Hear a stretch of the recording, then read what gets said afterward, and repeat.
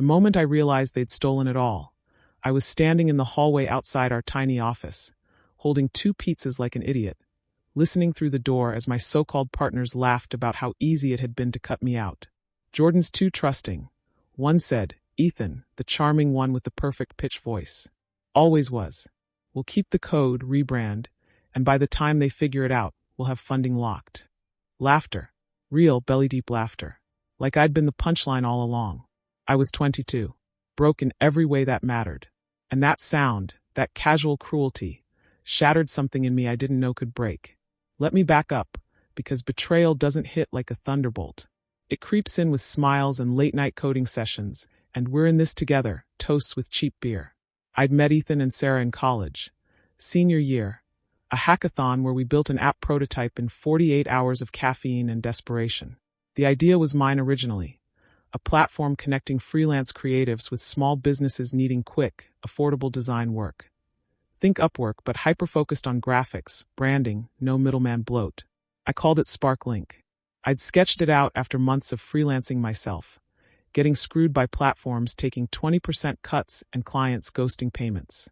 Ethan had the sales charisma, Sarah the back-end wizardry. We won second place, split the $5,000 prize, and decided, let's actually build this. I dropped out 6 credits short of graduation. Stupid? Maybe. But I believed. Poured every dime from odd jobs, bartending, dog walking, tutoring, into it. My parents thought I was nuts, friends drifted. Ethan and Sarah became my world. We incorporated split equity 33/33/34. Me with the slight edge because original idea. Worked from Ethan's garage, then a co-working space we could barely afford. I coded the front-end nights, handled user testing days. They pitched investors, built the database. First year was magic. Beta users loved it. Revenue trickled, subscription fees, small transaction cuts. We hit 1,000 users. An accelerator accepted us. $120K for 8% equity. Dreams felt real. Then cracks. Ethan started networking without me. Sarah missed stand-ups, said she was refining architecture. I noticed code changes I didn't authorize. My features polished, credited to them in commits. Brushed it off. Team effort, right? The pizza night was supposed to be celebration. We'd landed a big meeting with venture guys. I volunteered to grab food. Came back early. Stood there frozen, grease soaking the boxes, listening as they plotted. They'd forked the repo weeks ago. Registered a new company, SparkForge, slick rebrand. Transferred assets quietly. The accelerator deal? Routed to the new entity. My name scrubbed from pitch decks. They'd even filed paperwork to dissolve our original LLC, claiming I abandoned the project. I burst in. What the hell is this? Faces went pale. Ethan recovered first, smooth as ever. Jordan, it's not what you think. We were protecting the vision. You were spread too thin. Protecting. I laughed, hysterical. By stealing my idea? My code. Sarah wouldn't meet my eyes. Business is business.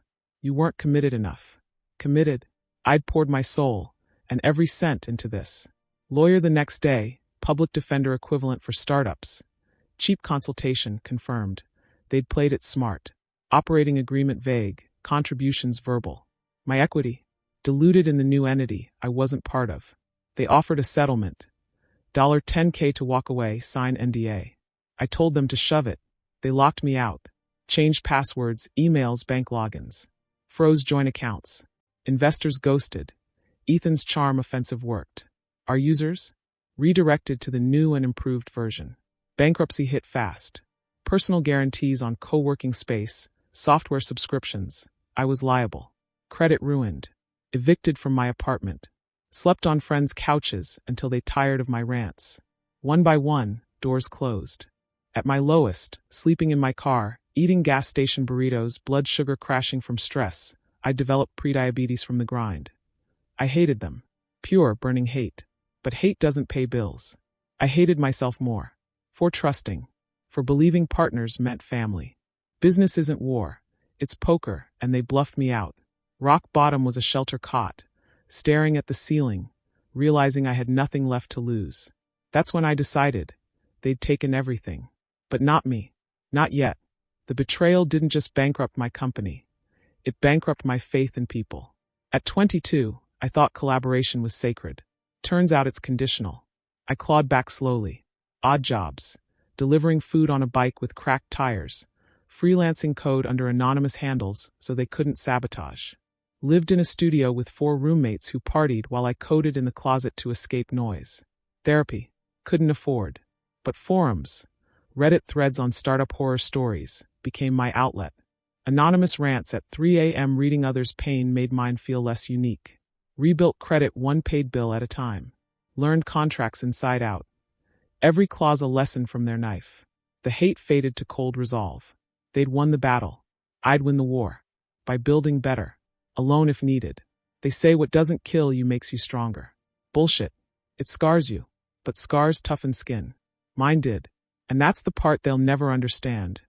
Their theft didn't end me. It forged me. The night I decided not to end it all. Yeah, it got that dark. Was the night I swore I'd never let anyone hold the keys to my future again. I was 23, sleeping in my beat-up Honda parked behind a 24-hour gym. Shower access for $10 a month. Eating peanut butter from the jar with a plastic spoon, staring at a bank app showing negative $47. Ethan and Sarah had taken everything. The idea, the code, the investors, even my dignity. But they hadn't taken the one thing that mattered, my brain. And that brain was pissed off enough to burn the world down or build a new one. I chose build. Freelancing started as survival, not strategy. I created anonymous profiles on every platform. Upwork, Fiverr, even Craigslist gigs. No real name, no photo, just reliable dev, fast turnaround. First job. $150 to fix a buggy WordPress site for a dog groomer. I did it in 2 hours, over-delivered with mobile optimization, got a 5-star review and a referral. That $150 bought gas, a real meal, and the tiniest spark of hope. I was ruthless. Worked 18-hour days, coffee my 4 drip. Learned to spot scams fast. Clients who forgot PayPal details or wanted just a quick prototype for free. Charged more as reviews piled up. By month 3, I was pulling $4,000. Enough for a room in a shared house with strangers who didn't ask questions. Diabetes scare hit then, stress spiking sugars, but I managed. Couldn't afford not to. Freelance taught me what SparkLink never did. Real users. Clients vented about platforms ripping them off, bad matches, hidden fees. One graphic designer cried on a call, voice only, I never showed face, I just want fair pay without begging. Another small business owner raged about freelancers ghosting mid-project. I listened, took notes. The betrayal had scarred me, but it sharpened my ears. That's when the new idea hit. Not a copy, not revenge. Something better. SparkLink was good, but flawed, too broad, trust issues baked in. What if I flipped it? A platform where creatives vetted clients first. Portfolio mandatory, upfront deposits, AI matching based on past behavior ratings, both ways. No more one-sided power. Called it ForgeTrust, because trust has to be forged, not assumed. And iron sharpens iron, right? Cheesy, but it stuck. Built the MVP alone. Nights in that shared house closet, literal closet, quietest spot. Used every trick I'd learned. React for front-end, faster now. Node/Express backend, Stripe for payments, learned the hard way about secure escrow. Added smart features, anonymous feedback loops, dispute AI that flagged bad actors, community-voted trust scores. Tested with freelance friends I'd made online. Beta users who became evangelists. Launched quiet. No investors, no hype. Posted in Reddit forums, Discord servers for designers. First month, 200 users, $2,000 revenue. Second, $1,000, $15,000. Word spread because it worked. Creatives loved not getting stiffed. Clients loved reliable talent without drama. I hired slow. First, a part-time moderator, ex-freelancer burned like me. Then a dev I'd mentored on forums. Paid above market, gave real equity. No family bullshit, just clear contracts, ironclad. Vesting schedules that protected everyone. Therapy helped there. Weekly sessions unpacking trust issues. You can collaborate without surrendering control, my therapist said. I believed her enough to try. By 26, ForgeTrust hit $1 million ARR bootstrapped, profitable, growing 150% YOY. Moved to a real office, small but ours. Team of 10, all remote-first misfits who'd been screwed over. We added features users begged for, Integrated contracts, e-sign, auto milestones, skill badges verified by past work, even mental health check-ins, anonymous prompts. How's workload? Need a break clause. Investors sniffed around then. Turned most down, didn't need their money, didn't want their strings. Took one small round from a female-led fund that got it. Ethical growth over explosive. Used it to scale servers, hire support. At 28, we crossed $10 million ARR multimillion-dollar company. Not unicorn flashy, but solid. Acquisitions offers came, big platforms wanting to swallow us. Said no. Why sell what I'd bled for? Success tasted different than I expected. Not sweet revenge, though seeing SparkForge fizzle, bad reviews, lawsuits from their own users, was satisfying. More like quiet proof. I built this alone first, then with people who earned trust daily. No shortcuts. No blind faith. I mentored young devs now. Free workshops on contracts, red flags and partnerships. Trust but verify, I'd say. And have an exit plan. Cynical? Maybe. Real? Absolutely. Business isn't romantic. It's survival with better lighting. Partners can be allies or knives. I learned the hard way. But I also learned, betrayal breaks you open, but what spills out can build empires. If you're stubborn enough. ForgeTrust wasn't revenge. It was evolution. And damn, it felt good to evolve without them. I still check contracts twice. Still have nightmares about locked doors. But waking up to a team that shows up, users who thrive, revenue that sustains, that's healing. They thought they buried me. Turns out I was a seed. And seeds don't need permission to grow. The first time I got the certified letter from their lawyer, I was in the middle of a team stand-up, coffee in one hand, whiteboard marker in the other, hyping our latest feature drop. ForgeTrust was humming. $8 million ARR, 50,000 active users, a team of 15 who actually liked each other. We just closed a round that valued us at 9 figures without giving up control. Life wasn't perfect, but it was mine. Hard one, scar tissue strong. The letter accused me of idea theft. Ethan and Sarah, through SparkForge's corpse of a company, claimed ForgeTrust was substantially similar to their original platform. That I'd stolen code, designs, even user flows while pretending to be ousted. Demanded $5 million settlement or they'd sue for IP infringement, damages, the works. I laughed.